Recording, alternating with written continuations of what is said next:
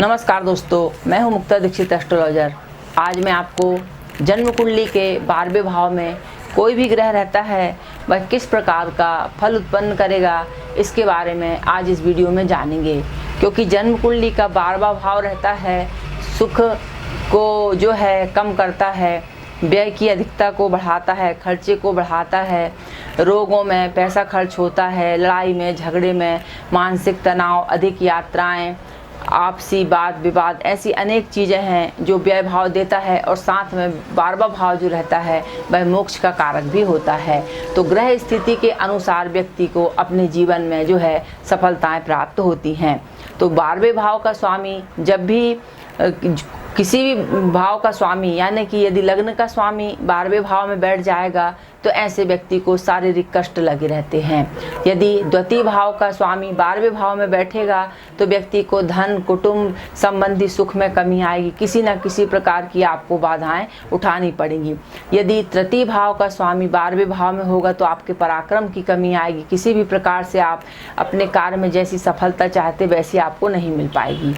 चौथे भाव का स्वामी यदि जो है 12वें भाव में रहेगा तो भूमि, वाहन, भवन के सुख में आपको परेशानी उत्पन्न करेगा, बाधाएं उत्पन्न करेगा। पंचम भाव का स्वामी यदि 12वें भाव में बैठ जाएगा तो संतान और आपकी विद्या, इसमें किसी न किसी प्रकार की बाधा या रुकावट अवश्य देगा। छठवें भाव का स्वामी 12वें में बैठेगा, रोग शत्रुओं को बढ़ाएगा, जोड़ों और पैरों के और नेत्रों के रोगों को प्रदान करेगा। सप्तम भाव का स्वामी यदि बैठ जाएगा तो आपके कार्य, व्यापार, पत्नी से जो है दाम्पत्य जीवन में आपको सुख की हानि होगी। और इसके बाद अष्टम का स्वामी यदि 12वें भाव में बैठ जाएगा तो रोग आदि के कारण जो है गुप्त परेशानियों के कारण भी आपको कुछ परेशानियां उत्पन्न हो सकती हैं। भाग्य भाव का स्वामी 12वें भाव में बैठेगा तो आपके भाग्य की हानि करेगा। 10वें भाव का कारक ग्रह जो है कर्म क्षेत्र का कारक ग्रह 12वें भाव में बैठ जाएगा तो आपके कार्य, व्यापार, इन सारी चीज़ों में आपको हानि उठानी पड़ेगी। और लाभ का स्वामी 12वें में बैठेगा तो इससे भी वो आपको लाभ को कुछ कम करेगा। तो इस प्रकार बाकी स्थिति जो रहती है कुंडली की ग्रह और उनके बलवान होना, उनका जो है बलवान होना, उनकी राशि, उनका उच्च, उनकी राजयोग, किस प्रकार से आपकी कुंडली में और किस ग्रह की महादशा अंतरदशा चल रही है, उसके अनुरूप ये सारे फल जो है आपके जीवन में घटित होते हैं। अब हम देखते हैं कि किसी भी प्रकार से यदि 12वें भाव का स्वामी जो है, किसी भी भाव का स्वामी 12वें में बैठेगा तो उस काम की हानि करेगा, व्यय की अधिकता देगा, धन की परेशानी आपको बनाएगा, रोग देगा, ऐसे अनेक प्रकार की जो है क्लेश आपको उत्पन्न करेगा। अब हम देखते हैं कि मान लीजिए यदि 12वें भाव में किसी भी व्यक्ति का जो है सूर्य बैठा हुआ है तो उसके लिए क्या फल घटित होगा। तो यदि, क्योंकि सूर्य जो रहता है आत्मा का कारक, पिता का कारक और गवर्नमेंट का कारक होता है। यदि सूर्य 12वें भाव में बैठा है तो पिता के निमित्त जो है आपको व्यय की अधिकता रहेगी। और राजा यानी किसी भी प्रकार से आप यदि सरकारी कार्यों से जुड़े हैं तो किसी न किसी तरीके से इनसे संबंधित आपको खर्च करना पड़ेगा।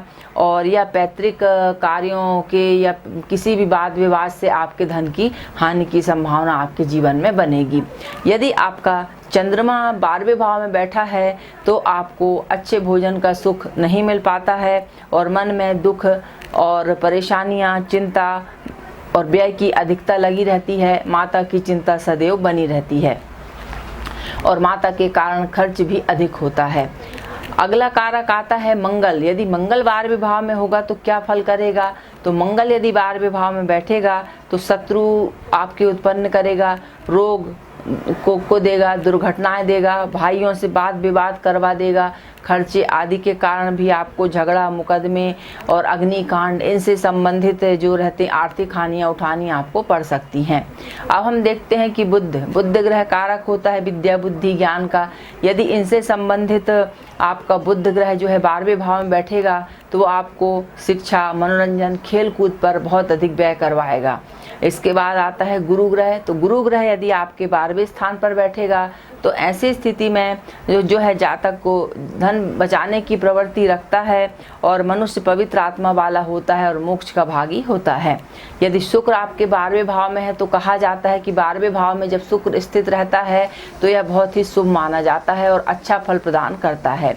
तो 12वें भाव का शुक्र सभी प्रकार के भोग विलास और सुख संपत्ति को देने वाला और इन्हीं कार्यों पर अधिक खर्च करवाने वाला होता है। और यदि कोई और ऐसे जातक जो रहते हैं धन को जोड़ने में भी अधिक इंटरेस्ट रखते हैं। शनि यदि आपके 12वें भाव में बैठा हुआ है तो ऐसे जातक को रोग, दुर्बलता, शत्रुओं के कारण जो है पीड़ा उत्पन्न होगी और इन्हीं से संबंधित कार्यों में विशेष धन आपका खर्च होगा। राहु यदि आपके 12वें भाव में है तो अवश्य ही आपको जब भी राहु की दशा अंतर्दशा चले या मतलब ग्रह स्थिति जिस भी प्रकार की हो कुंडली में, तो उसके अनुसार किसी भी दुर्व्यसनों में आप फंस सकते हैं। अनैतिक कार्य, मादक पदार्थ और इन पर अधिक आपको खर्च की आवश्यकता पड़ती है और घर परिवार टूट जाता है। ऐसे जातक जो रहते हैं कुसंगति में पड़कर अपने जीवन को खराब करते हैं और धन की हानि भी उठानी पड़ती है। केतु यदि आपके 12वें में है तो केतु जो है शुभ फल प्रदान करता है और केतु तीर्थ यात्रा है, दान है, पुण्य है आदि इनमें खर्च करवाता है और इसके साथ जातक धनी, मानी, यशस्वी और राज्य से सम्मान प्राप्त करने वाला होता है। तो इस प्रकार से यदि जिसके भी 12वें भाव में यह ग्रह रहेंगे तो इस प्रकार का फल उत्पन्न करते हैं, क्योंकि 12वां भाव भी विशेष महत्वपूर्ण स्थान रखता है और यह हमारे जीवन के जो है खर्च और आय इन सारी चीज़ों को बतलाता है कि आप किस प्रकार से आपको कितना लाभ होगा या आपको हानि होगी। यदि 12वें भाव में कोई भी ग्रह नहीं है तो यह आपके लिए अच्छा है और आपका व्यय कम होगा और यह सुख की वृद्धि करने वाला हो जाता है। तो इस प्रकार से और अधिक जानकारी जो है हमें कुंडली की स्थिति को देख करके लेना चाहिए। ये मैंने ग्रहों के अनुसार आपको वर्णन किया है। चैनल को आप लाइक कीजिए, सब्सक्राइब कीजिए और ज्योतिष संबंधी समस्त कार्य और साथ में शेयर मार्केट की तेजी मंदी, गोल्ड सिल्वर आदि की भी आप प्राप्त कर सकते हैं। तेजी मंदी स्पेशल रिपोर्ट और इसके लिए आप चैनल कार्यालय का जो नंबर दिया गया उस पर आप संपर्क कर सकते हैं। कुंडली विश्लेषण करवा सकते हैं, कुंडली बनवा सकते हैं। तो चैनल को देखने के लिए बहुत बहुत धन्यवाद। नमस्कार।